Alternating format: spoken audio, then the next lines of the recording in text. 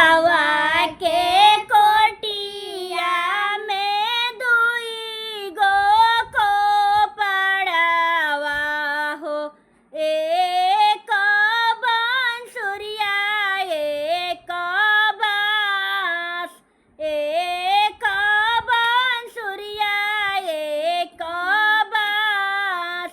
आमा के गोदिया में दुई गो होरी लावा हो, एगो बहिनिया एगो भाई, एगो बहिनिया एगो भाई।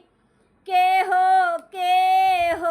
कहेला बेटी के ओइरे गइरे बियाहब, के हो कहेला छवा कोस, के हो कहेला छवा कोस। के हो कहेला बेटी के काशी में बियाहब, के हो कहेला बड़ी दूर। आमा कहेली बेटी के ओइरे गइरे बियाहब, पापा कहेलन छवा कोस। भैया कहेलन बहिनी के काशी में बियाहब, भाभी कहेली बड़ी दूर, भाभी कहेली बड़ी दूर।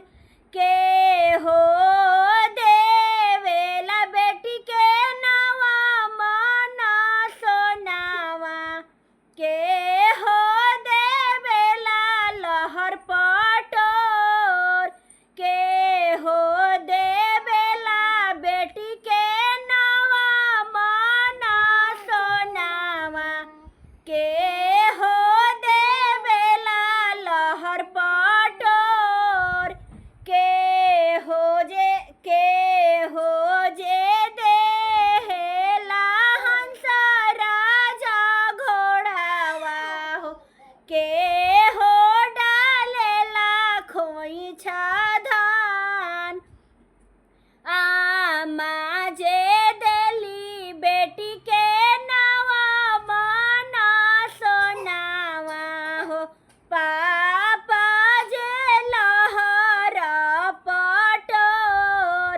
भैया जे दिहलन हंस राजा घोड़ावा हो, भाभी खोइछ डाल धान। आमा के सोनावा हो बेची खोची देबो, आमा के सोनावा हो बेची खोची खइबो। फाटी जाइहा लहर पटोर, भैया के घोड़ावा हो नगरा दौड़ाइबो।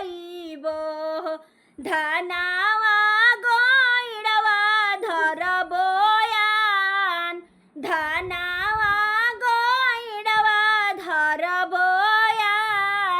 प्लीज़ लाइक शेयर कमेंट ज़रूर करें। हमारा गीत कैसा लगा, बेटी विवाह गीत है, सपोर्ट करिए।